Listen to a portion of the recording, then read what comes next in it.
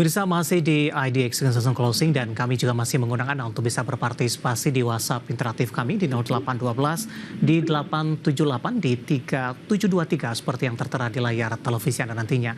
Langsung saja kita akan coba lihat 4 saham pilihan yang direkomendasikan pemirsa. Dapat Anda saksikan grafis di layar televisi Anda. Yang pertama ada Cleo direkomendasikan by Ifbrick dengan supportnya di 1325, resistennya di Rp1.460 per sahamnya. Sampil yang kedua dari perbankan ada BRIS pemirsa, rekomendasinya juga by Ifbrick, supportnya di 2.990, resistennya hingga ke 3.200. Kemudian ada BIRD, rekomendasinya juga sama, 2090 supportnya dan resistennya di 2270. Dan terakhir ada Pegas, tadi pun juga sempat kita ulas sebenarnya, supportnya di 1515 dan resistennya hingga ke Rp1.600 per saham. Ada Cleo, BRIS, BIRD dan Pegas, dan lagi-lagi keputusan investasi tetap ada di tangan pemirsa IDX Channel. Pak Robin, kita lanjutkan kembali Pak. Iya. Ya, 4 saham pilihan yang Anda rekomendasikan Pak Robin by Ifbrick untuk keempat-empatnya. Kita ke Cleo terlebih dahulu Pak. Analisis dan pertimbangan, terutama dari sisi teknikal, merekomendasikan Cleo. Ya, Cleo ini sebenarnya tadi sempat breakout resisten cukup kuat ya, 1325. Sayangnya ditutup kembali di bawah itu ya, karena itu resisten double bottomnya. Jadi tunggu aja breakout 1355-nya aja. Jadi cukup menarik sih Cleo ini, arahnya mau naik. Sudah selain teknikalnya sudah mulai rebound ya, dan inflow big money dan sebagainya sudah mulai bagus. By Ifbrick di 1355 merupakan intraday tertingginya hari ini, ya, Pak Robin. Tapi kalau besok lebih cenderung melemah, rekomendasinya seperti apa? Kalau besok masih melemah ya, sebenarnya buy on pullback itu menarik selama nggak turun di bawah 1270. Oke, support yang diwaspadai 1270. Ya, penutupan. Shadow-nya panjang-panjang candle-nya, jadi memang cukup volatile.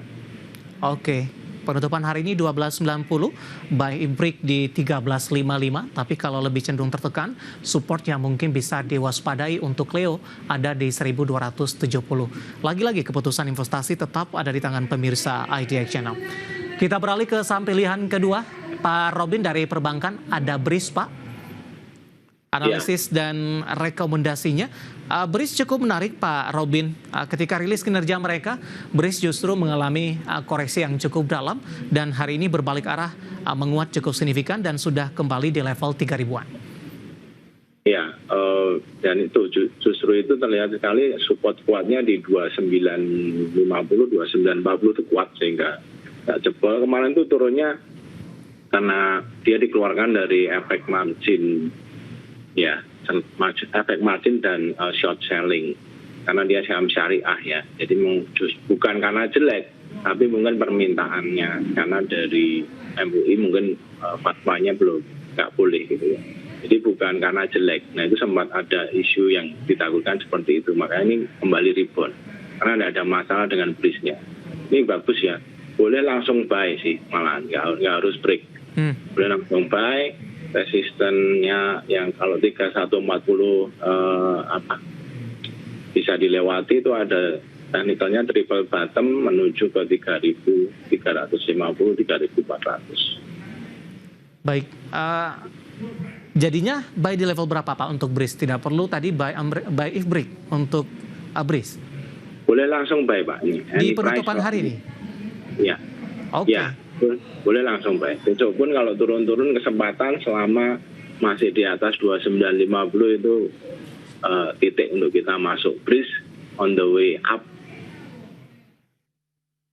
Penutupan hari ini di 3.030 pemirsa menguat di 2,36%. Terkait dengan pola pergerakan teknikal hari ini sudah direkomendasikan buy, terutama di level penutupan hari ini 3.030. Sementara support yang diwaspadai 2.950. Ada peluang untuk BRIS dalam waktu dekat bisa ke 3.140. Kita beralih ke saham pilihan yang ketiga Pak, dari transportasi dan logistik. Ada BIRD? Ya, Bluebird ini juga masih sideways ya. Kalau dia bisa melewati 2150-nya, kembali ada pola double bottom, pola-pola yang sering terjadi dan sering breakout, dan kalau breakout tuh kuat sekali ya. Nah itu kalau sampai keluar dari bisa breakout 2150 berpeluang ke 2260 bahkan ke 2300. Support kuat ada di 2070. Hari ini intraday-nya juga sempat sentuh 2150, Pak. Ya. Betul. Sama dengan pertanyaan emiten sebelumnya, kalau justru berbalik ke zona merah untuk perdagangan jelang libur akhir pekan besok untuk BIRD. Selama masih di atas 2070 boleh buy. Ini juga on the way up sih. Penutupan hari ini di 2100, tadi 2070 ya Pak? Ya, istilah saya buy on pullback Pak. Itu menarik. Oke. Buy on pullback untuk BIRD pemirsa. Penutupan hari ini di 2100 menguat di 0,96%, 2150 intraday tertinggi hari ini. Kita beralih ke saham pilihan yang terakhir Pak, ada Pegas. Tadi pun juga sempat kita ulas sebenarnya, karena Pegas hari ini juga menjadikan sektor energi hari ini di sesi pertama terutama ini mengalami penguatan yang cukup signifikan. Analisis dan pertimbangannya untuk Pegas? Pegas selain laporan keuangannya bagus, harga komoditasnya juga baru naik ya, makanya luar biasa ya. Jadi candlenya kalau di teknik itu marombosu, tadi waktu saya buat itu sebelum break 155 ya. Jadi sekarang sudah break, bagus candlenya, boleh langsung buy. Kalau turun selama di atas 155 juga boleh langsung dibeli. Ya. Resistennya ada di 1655 dan 1.700. Baik, sempat menyentuh di 1.690-an Pak. Di sepanjang perdagangan antara pertengahan Juli dan Oktober, ini penguatannya lebih ke arah terbatas. Ngerubah pola tidak untuk Pegas sampai sejauh ini? Pegas ini by historical itu sampai akhir tahun itu biasanya naik ya. Santar window dressing lah Pegas, biasanya ini saatnya untuk kita masuk di Pegas.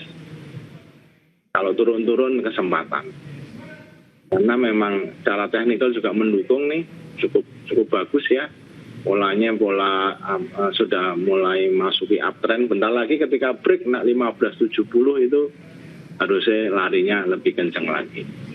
Ada semacam gambaran Pak untuk proyeksi kuartal 4 atau akhir tahun untuk Pegas? Menurut saya lewat 1.700 sih, di atasnya bonus. Di 1.700 untuk Pegas target sampai dengan akhir tahun. Penutupan hari ini masih di 1.565 menguat di 3,99% dan masih direkomendasikan buy untuk Pegas. Ya pemirsa, ada 4 saham pilihan yang direkomendasikan, ada Cleo, BRIS, BIRD dan Pegas, dan lagi-lagi keputusan investasi tetap ada di tangan pemirsa IDX Channel. Pak Robin, beberapa pertanyaan sudah ada yang masuk di WhatsApp interaktif kami Pak. Saya mau ke Bapak Sihotang dari Medan terlebih dahulu Pak. Menanyakan saham MLPL Pak, support dan resistennya di berapa? MLPL ini habis di suspend ya kemarin ya. Saya buat rekomendasi tapi suspend. Ini kalau break 218, next resistance 250. Ya, support ada di 200.